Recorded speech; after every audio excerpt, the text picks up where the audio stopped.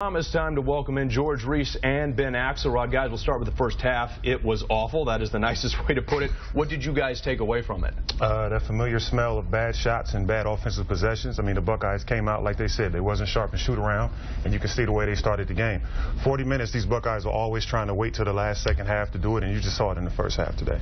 Yeah, I think Thad Matta put it best. He said it was embarrassing, and quite frankly, it was embarrassing. They only scored 18 points, and they were shooting less than 30% from the field. I mean, that was the worst half of basketball that I've seen Ohio State play all year, and they've played some bad basketball up to this point. Now, he said in shoot-around that he noticed something was wrong. I'm curious of whether or not there could be this type of issue where Ohio State across the jersey makes them think they're ahead of the competition, and it's not about what I'm doing today, but what's been done in previous years. Do you think there's any case of that, Ben?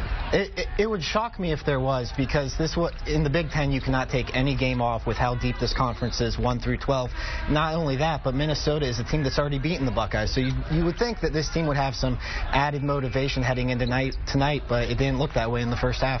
George, you wish that they could put a complete game together the way they played in that second half. In fact, the last 3 second halves they've played, they've outscored their opponents 113-61. What was special about this evening's performance? I think that the defensive possessions, I mean, the way the guys guarded on defense today was just amazing. You got Instagram Sam getting out for his highlight-worthy dunks today. That's what I like to call them. But anytime the Ohio State Buckeyes can get a chance to get these good defensive possessions, get out on the break, they're one of the better athletic teams in the country. George, I want to follow that up. Minnesota style, it obviously changes the pace and the style you have to play because of what they do in that zone. But is it easier said than done to put together 4 minutes of basketball as opposed to 20 minutes that we've seen the Buckeyes do constantly? Right. I think the Ohio State offense kind of let Minnesota off the hook by not being aggressive. And then you see in the second half, they wasn't settling for jumpers. They was attacking the rim, getting fouled. That's what it takes when you have a team that likes to pressure you full court, and that's when you get easy layups. Ben, Sam Thompson, obviously, to start this year, he was coming off the bench. It's easy to look at the stats and say they've regressed. I don't think we've seen him take the step that we all thought he was going to with the certain things that we saw last year, especially in March, not counting that Wichita State performance where he only had 3 shots. Hate to bring that up. But what we've seen right now, 16 of 19 in his last 2 games. He's really coming on. What has been the difference with the way he's playing basketball right now? He's more than a dunker now. I mean, you talk about Instagram Sam, and I'm sure his pictures we need to trademark that. I'm sure his pictures get a few more likes than my pictures get. But don't sell yourself for it.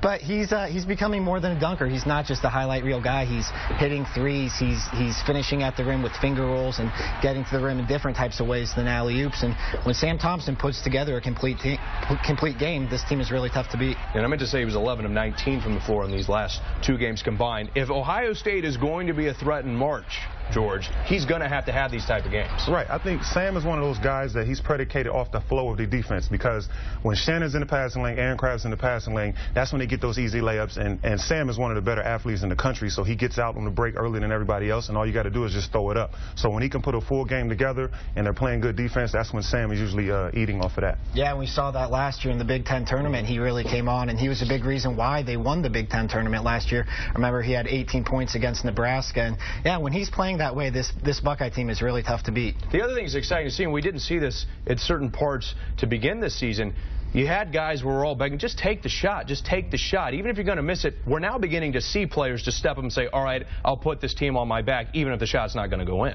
Yeah, I like the consistency that LaQuinton Ross has been playing with, especially. He 9 points tonight and had a chance to get to the double digits, but dribbled out the clock there at the end. And he's really coming on, I think, as that go-to scorer that the Buckeyes need. One thing we know this team cannot do is get things going in that half-court offense. It's non-existent. Transition defense, the way they're doing that, moving things into the offensive side, George, that's what got them this victory tonight, and it's really what their bread and butter is. Right, like you said, we struggle in the half-court offense, but this is a team that no one wants to see because of the way they play defense. And a good defensive coach will tell you, when you get good stops, you get easy buckets. So this is what they strive off of, the transition layups, you know, those blocks by Sam or Amir coming over, showing on the screen and rolls. This is how they fuel their offense, and that's how they score buckets, when they can score easily in transition. There are times when you were at these games, and then, of course, we're around fans and we're sitting in the media section, you hear so many people grunt and rumble like, come on, Amir Williams, step up, take that game to a next level. Tonight on defense, 4 blocks. Without those blocks, momentum doesn't swing in the Buckeyes' favor. Yeah, and I've kind of developed a reputation as an Amir Williams defender. I find him to be a very very serviceable center and a guy who, when he plays within himself, he is really a positive asset to this team. And I think he came in with the All-American hype, and you know, you have Greg Oden and Jared Sullinger and all these big men who are so successful on the offensive end, and that's not Amir Williams' game really. And I think he's definitely a positive asset for this team right now. Speaking of your tweeting, you tweeted tonight that this win tonight gave Ohio State at worst a 500 record in Big Ten play, which of course you would think means no need to worry about an invite to the big dance. It's absolutely coming. A month ago, we weren't so sure about that. No, not at all. They lose 5 of 6 games, and they lose to Penn State. And Lenzel Smith keeps bringing that up. He's like, man, we lost to Penn State. He needs to continue to remember that moment he had up there at the podium. Exactly. No, I think this team is a lock to make the NCAA tournament right now, regardless of what happens from here on out. You win 22 games, regardless of who they've played. You pick up 9 wins in the Big Ten. That, to me, is an NCAA tournament team. George, the crazy thing is, despite all the scrutiny, despite that stretch when we thought the world was coming to an end for this basketball team, they are right now in the mix in what is arguably the toughest conference in college basketball. Right now they're in 5th place in the Big Ten. If they finish in the top 4, that means they can get a first-round bye in Indianapolis for the Big Ten tournament. Now, winning the conference regular season title, we know that's not going to happen. Right. But to be in that mix for that first-round bye is something special and speaks a lot to how this team has really developed as the season progressed. I think Coach Mount and his staff are sitting back with their arms crossed saying, we told you so. Because everyone likes to argue about their cupcake schedule in the beginning of the preseason and before the Big Ten play, because they know the Big Ten is going to be one of the better conferences in the nation, and it's going to be kind of like a battle royal where whoever's standing is going to be the winning team. So I think they're just getting ready for March, and I think they'll be fine. Well, I'll tell you, just talking to the players and the coaches, getting that bye is really, really important to this team today. LeQuinton was saying, you know, we need to finish strong because we want that NCAA tournament seed to be higher. And Sam cut him off. He goes, not so quick. He goes, we have a Big Ten tournament to worry about too. So getting that bye and not having to play essentially an extra Big Ten game is really important to this team. In order to get that bye, that means no looking ahead. 3 games left on the regular season slate: at Penn State, at Indiana, and then of course Senior Day with Sparty. Predictions on how you think the Buckeyes finish? I would be surprised if these guys let that Penn State game get away from them.